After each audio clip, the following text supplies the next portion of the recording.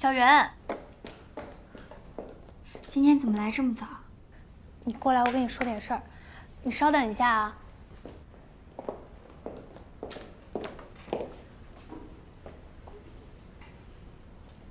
20强名单出了。哦，我看了，没有我。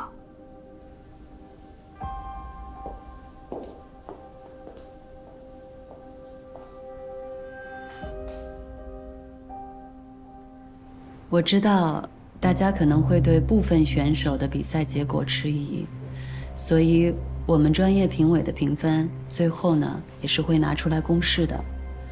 我们很尊重大家的意见，30%的最后的比赛结果是来自于网络的，但这毕竟是一个专业的比赛，所以专业评委的他们的意见，我们也会充分的去尊重。那对于热门选手江小媛没能晋级，你有什么想说的吗？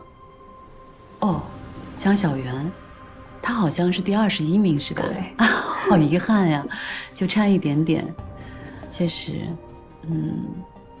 她挺聪明的，而且也很懂得比赛的策略，会博人眼球。但是我们这毕竟是一个专业类的比赛，有业内的标准。光会耍小聪明肯定是不行的。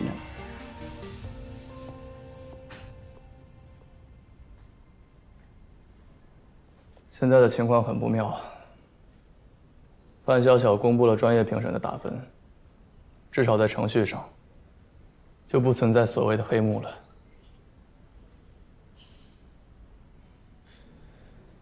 我就知道他会这么做。对不起啊，让你白忙活一场。你道什么歉啊？没有你，他一样会针对我。可惜了，20强之后就会录制真人秀。我原本想着你能录上1场也行，没想到这么快。那是因为他怕我们一旦有了曝光的机会就能翻身。要是我也能参赛的话，说不定能夺冠呢。江小媛。我有个问题很好奇，你哪来那么多自信？大哥，有绝世好导师天天在旁边指导，就这么自信，不行吗？行。别灰心，我再想想办法。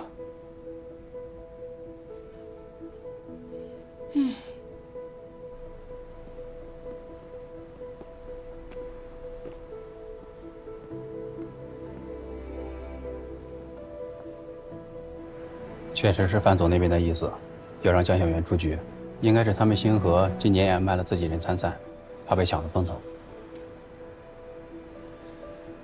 有没有可能设置复活赛？不用你说，早跟上面提过了，上面怎么回复的？搞复活赛，要么是有人能够提供资源置换，要么就是选手自带流量，否则平台凭什么出面去跟范总谈判？吃力又不讨好。小袁现在的话题度不行吗？差远了。一个新人美妆博主能有多少粉丝？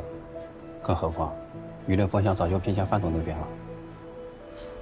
不好意思啊，这次师兄也帮不上忙了。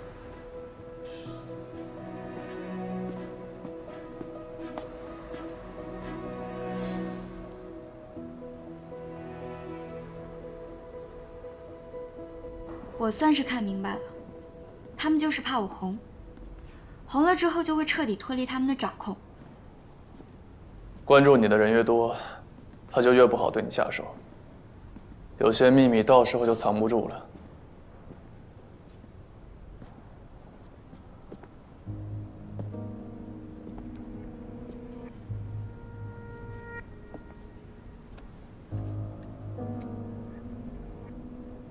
江小姐，看来你没有听进我的忠告啊。齐总，我个人的事情不需要你管。你糊涂啊！被这个女人骗一次还不够，还上赶着替她卖命。我们齐家是不会让这样的女人进门的。齐总，都什么年代了，您门第观念还这么重呢？再说了，我能不能进齐家的门，好像您说的也不算吧？你怎么跟我说话呢？我是祁连的父亲，你看见了吗？他怎么跟我说话的？要想获得别人的尊重，首先您得是一名称职的父亲。祁连最需要人关爱的时候，您这位父亲在哪儿呢？还是等他肯认您了，我再把您当长辈吧。咱们走吧。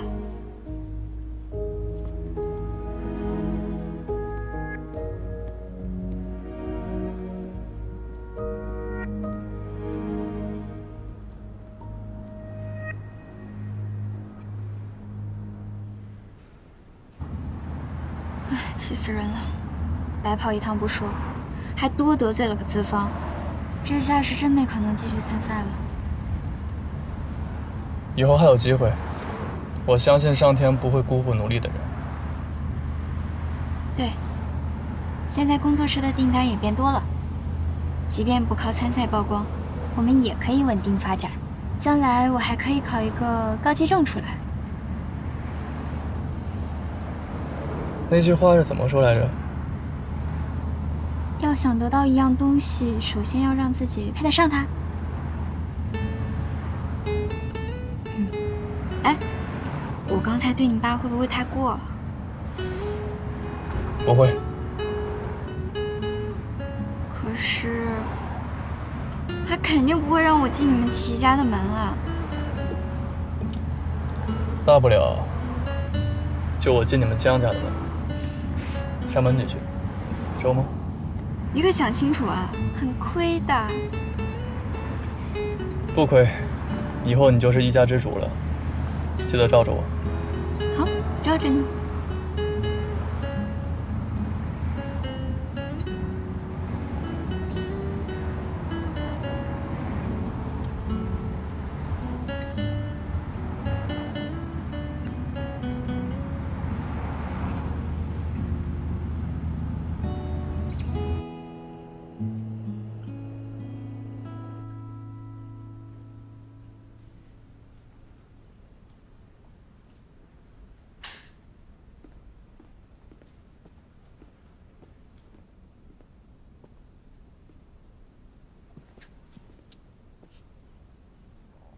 小袁，小袁，醒醒，快回去睡吧啊！我们现在是在创业，又不是在搏命，累坏了身体可怎么办？快醒醒！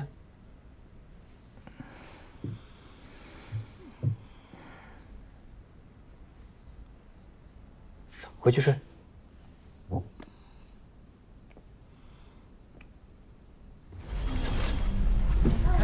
小袁，你没事吧？没事，有点低血糖。低血糖？症状怎么又出现了？我以为我已经克服过去了。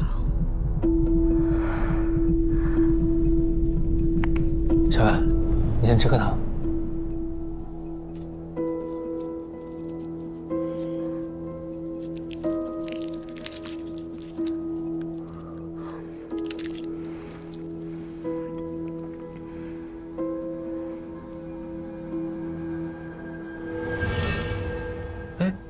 小袁，你这脖子上怎么有个疤啊？以前是做过什么手术吗？没有吧？什么没有啊？一天到晚稀里糊涂的，自己有没有疤都不知道。这样吧，我给你放2天假，你回去好好休息休息。那咱们店的营收怎么办？我这个做老板都没计较 KPI， 你瞎操什么心啊？赶紧回去睡觉。到时候要是生病了，我去哪找这么卖力的员工啊？走吧，我扶你。啊，让我再歇一会儿吧。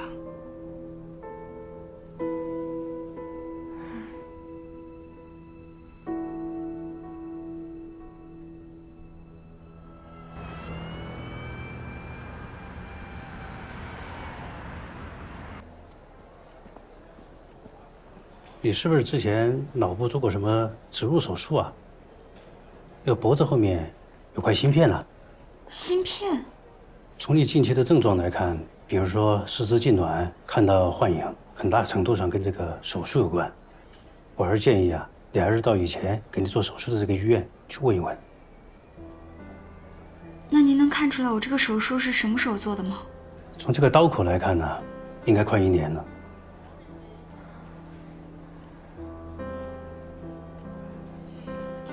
你们医院能帮我取出来吗？这个手术的风险比较大，很大概率啊会对你这个神经造成损害。但是如果不取出来的话呢，很有可能还是会对你这个神经系统造成损伤。我还是建议啊，你还是到你以前那个医院去问问吧，毕竟我们对芯片的植入状况也不是很了解。芯片这件事儿，祁连为什么没有告诉我？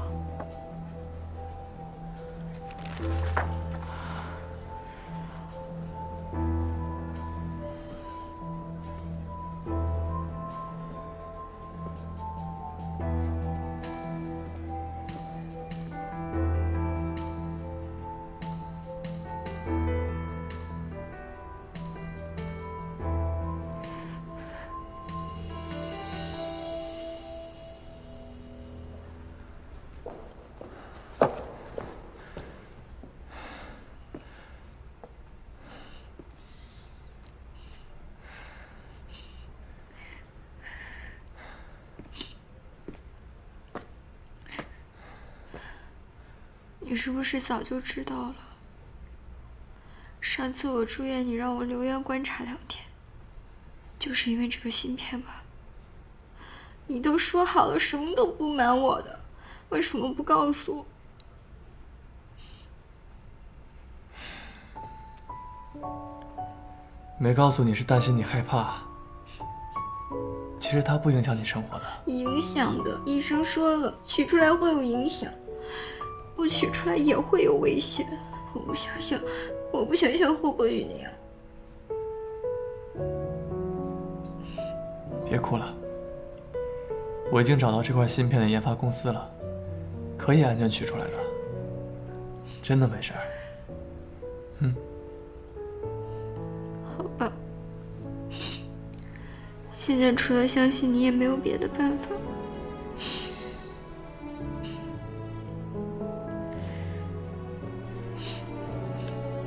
那，开心点儿。你又把我当小孩。你不就是小孩吗？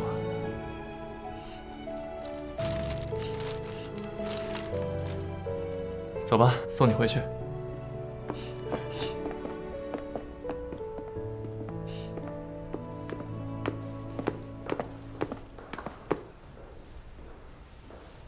如果你还满意的话，下次可以再来。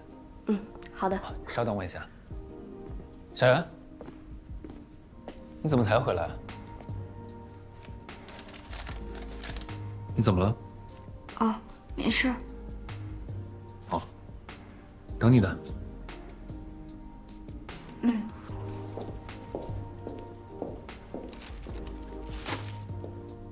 你好。你好，我是国际美妆的总经理。我非常喜欢您参赛的春日新娘主题作品，可否方便谈谈合作？啊，好，您坐。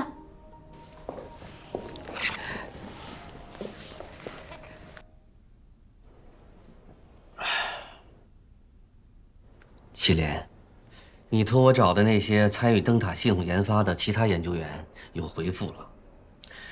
这么多年了，他们都各自去了不同的实验室，花了我不少的功夫才找到啊。那他们还记得当初的试验者都有谁吗？记得。当年参与实验的总共就2个人，一个就是你，祁连。你就是灯塔系统的1号实验者。难怪当初你会说自己是诺亚的朋友。那另外一个呢？就是范晓晓。难怪他知道的这么多。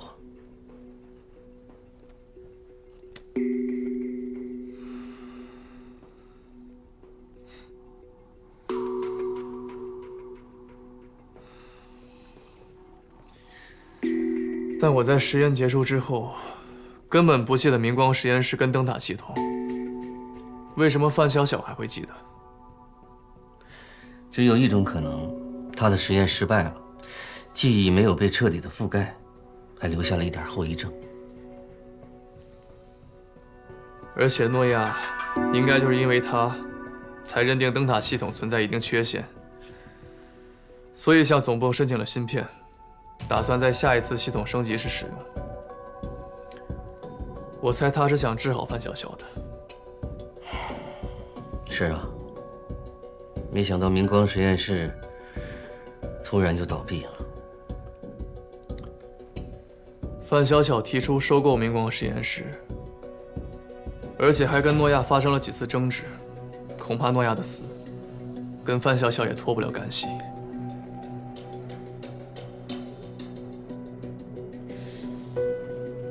难道范晓晓是担心自己的后遗症得不到医治，所以才偷了灯塔系统？诺亚当然不会放任他不管的，何况合同上写的明明白白，责任方是明光实验室，他们只是资金遇到了问题，需要点时间去解决。范晓晓应该是不相信诺亚了。他看到明光实验室打包了所有的仪器，准备迁走，就以为自己被放弃了。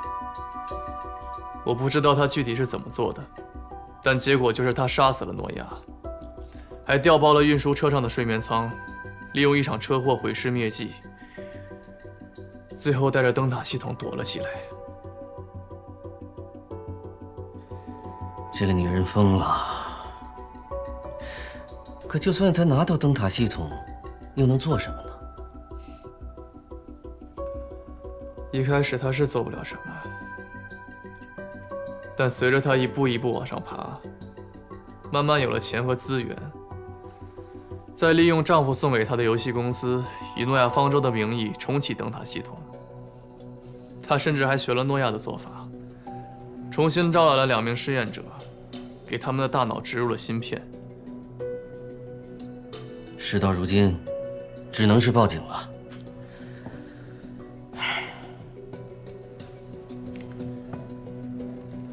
刚才这些都是我们的推测，我们还没有足够的证据。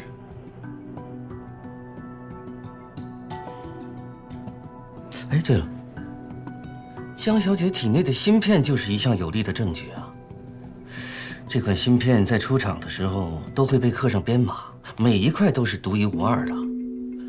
从什么渠道、由谁购买也都是有记录的呀。所以我们也要等一等。等江小姐体内的芯片可以取出了，我们就可以替诺亚报仇，将范晓晓绳之以法。只怕范晓晓也在等着拿到这块芯片。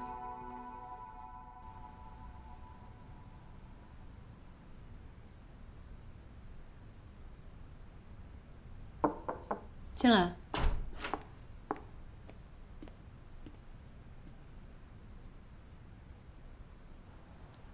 江小媛凭借之前的作品跟我们的品牌方达成了合作，品牌方已经答应为江小媛开批复合同的。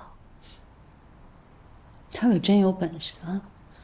那既然是品牌方的意思，我们是不是……我用得着你提醒吗？啊！对不起。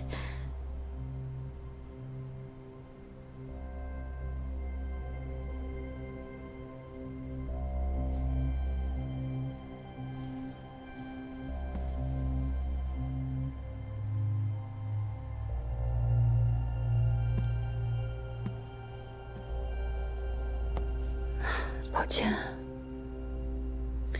我最近不知道为什么老是控制不住自己的情绪，抱歉。没关系的，范总。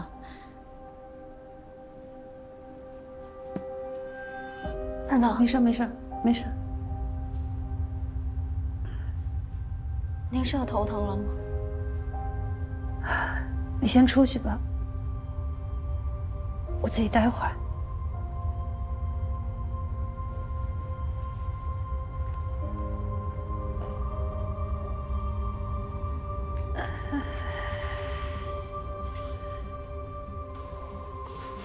范总，您每一次进入灯塔系统改写记忆，都会遭遇临界点，过不去，您又会借助灯塔系统再次改写记忆，这样循环往复，都已经7次了。您的身体也到了一个极限。要是再这样下去的话，您的整个神经系统也会崩溃的。这么多年，我花了这么多钱让你们升级系统，我等的就是这种答案呢，啊？我要你的解决方案。如果我们能尽快的找到一个成功实验体的数据的话，也就是江小圆脑部的芯片，我想应该能够完成升级。不能再等了，要尽快取出江小圆的芯片。要是等他参加决赛，获得更多的关注度和曝光度，就很难下手了。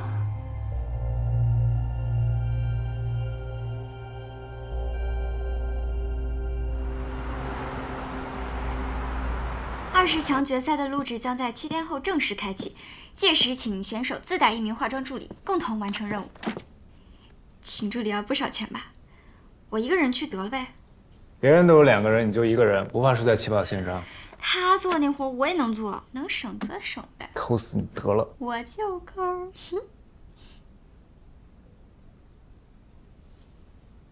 喂，祁连。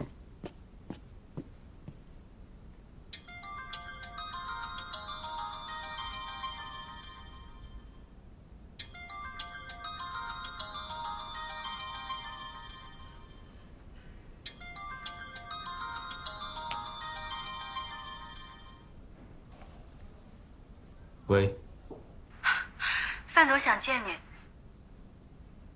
让他死了这条心吧。蒋先生，范总割腕了。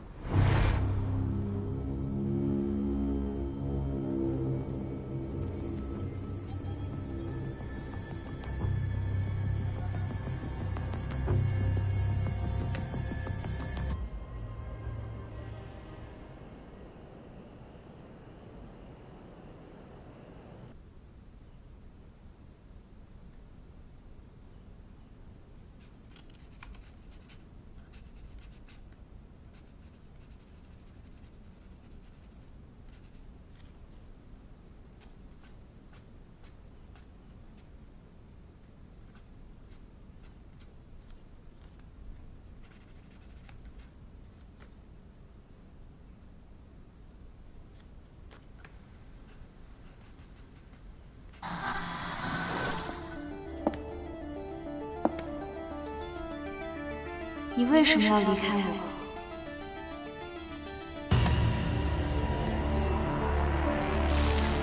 为什么要来到他的世界？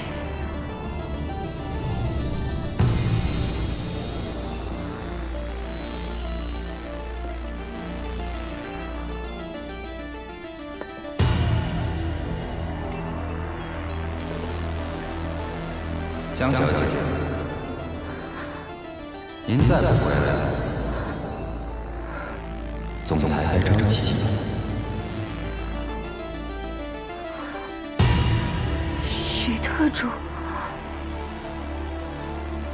你在我们的世界已经成为了可以呼风唤雨的小公主，而现在的世界，您连生存下去都是问题。您还在留恋些什么？江小姐，您应该回来，你必须回来，回来，回来！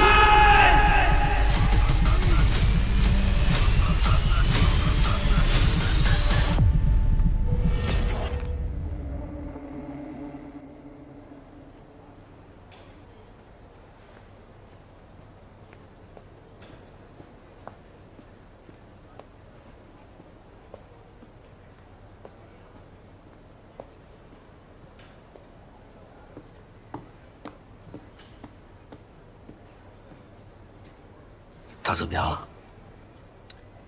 医生说只是低血糖，但我们都清楚，这到底是怎么回事？白先生，你不是说芯片绝对安全的吗？为什么他现在的状况越来越差，连正常生活都开始受到影响了？芯片本身一定是安全的，我可以保证。它的作用只是记录数据。江小姐最近是不是开始看到一些幻觉了，或是偶尔有头痛、耳鸣、四肢不受控的情况？是，我都不敢问他是第几次了。我怕问了，他反而会更害怕。我跟他说过，只要芯片取出来，一切都会好起来的。可现在连我自己都不知道，最后到底会变成怎么样。据我所知，这可能是灯塔系统实验者的正常现象吧？正常现象？上一个在我面前的实验者他已经死了。你别激动，别激动。灯塔系统可以给人创造梦境，改写最痛苦的记忆，但实验者终归还是要回归现实的。人的大脑呢，也会本能地对外力做出抵抗。当这两种力量到达某个临界点的时候，就会出现我说的那些症状。不管是你还是范潇潇，都经历过这个阶段。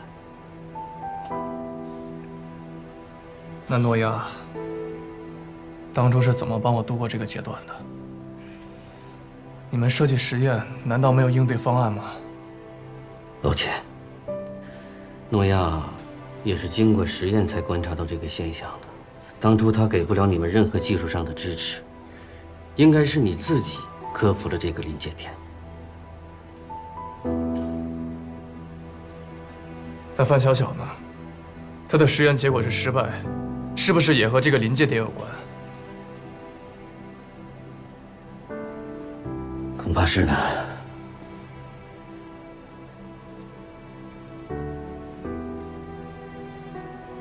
所以小袁现在的实验结果，都还只是未知数，对吗？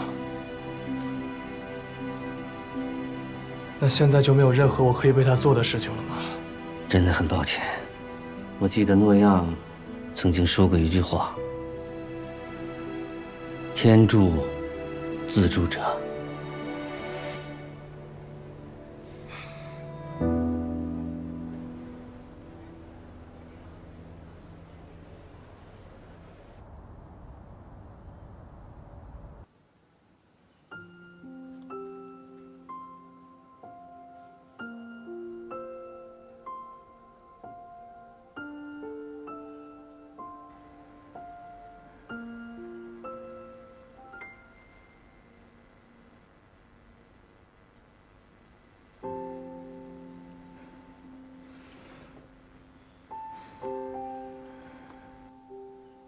祁连，醒了？头还疼吗？医生说你太忙了，有点低血糖。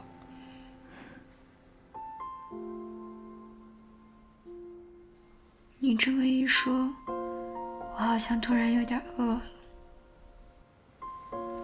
等着。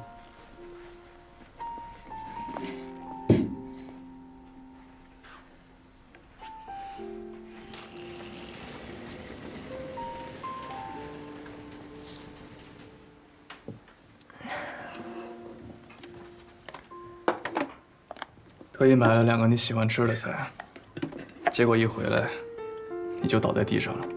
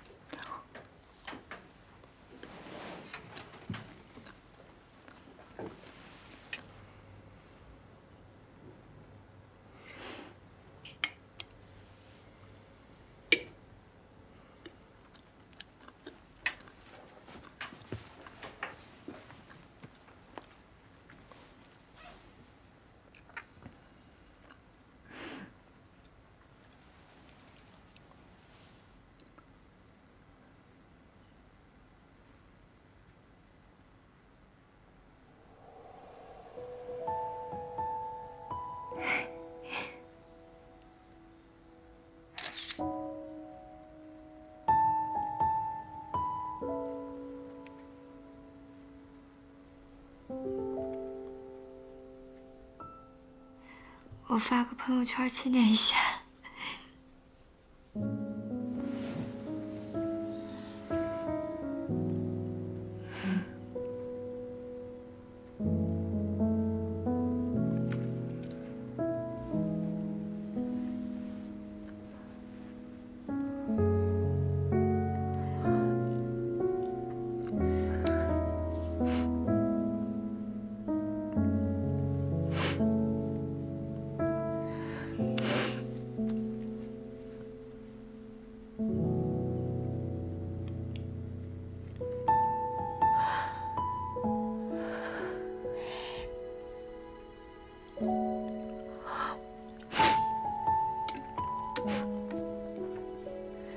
哎，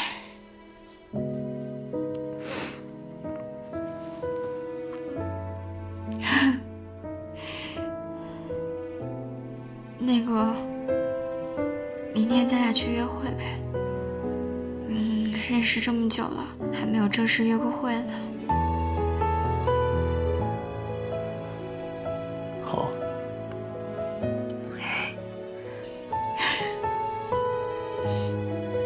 为什么觉得下有点辣？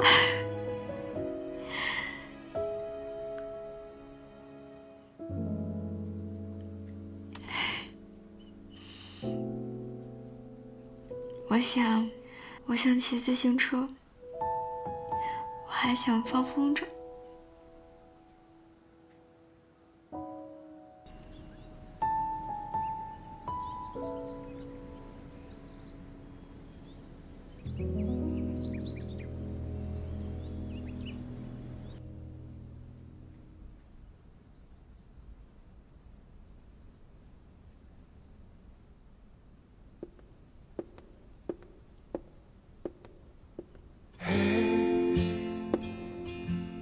无助的时候，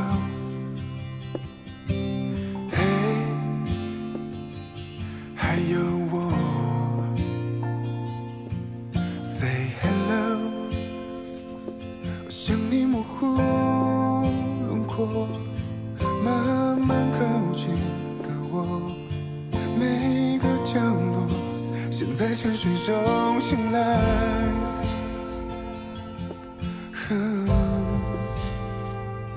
等待着你很久 I could just go anywhere with you Cause you are my favorite thing to do 像月光落在手中像流星铺满心中 I could just go anywhere with you You are my favorite thing to do 你会不会他给我深藏的脆弱当时喜欢江小源，初次见面请多关照。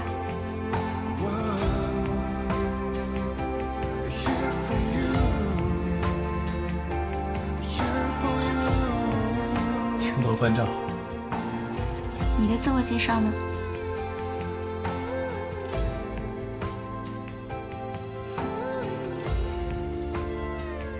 祁连，自媒体人，有幸能与江娜小姐共进晚餐，荣幸之至。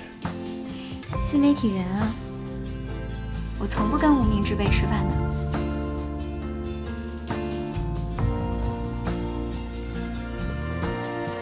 虽然是无名之辈，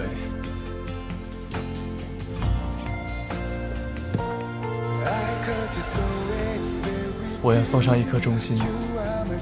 献给公主殿下。你会不会他给我深藏的脆弱 My heart's only here for you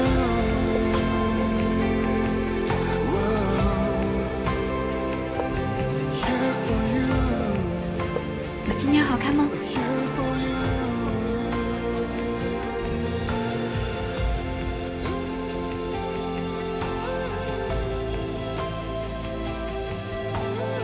你在我眼里，早就像星辰一样耀眼。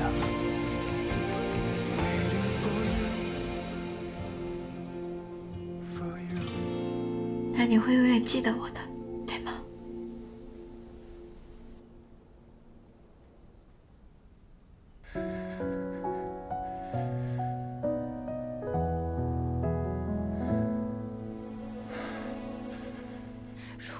时间重置，还敢一起吗？在旅程的开始，你会等着我吗？无边的黑夜，远处的灯塔，是你在为我指引吗？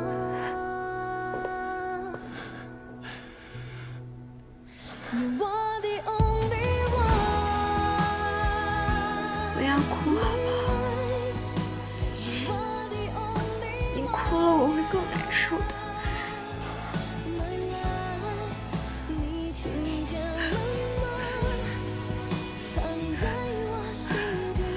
身不由己的事情就交给命运吧，至少这一刻我们是在一起的。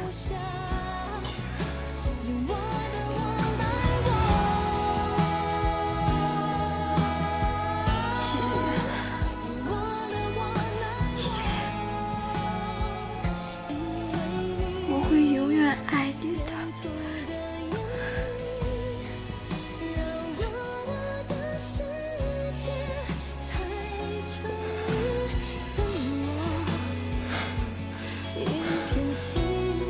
你别哭了。你从不愿看低我渺小的挣扎，与天真的梦，你不忍叫醒吧。靠近着彼此，骄傲的领着拥抱，我也会永远爱你的。然后相互软化，用我的我来我，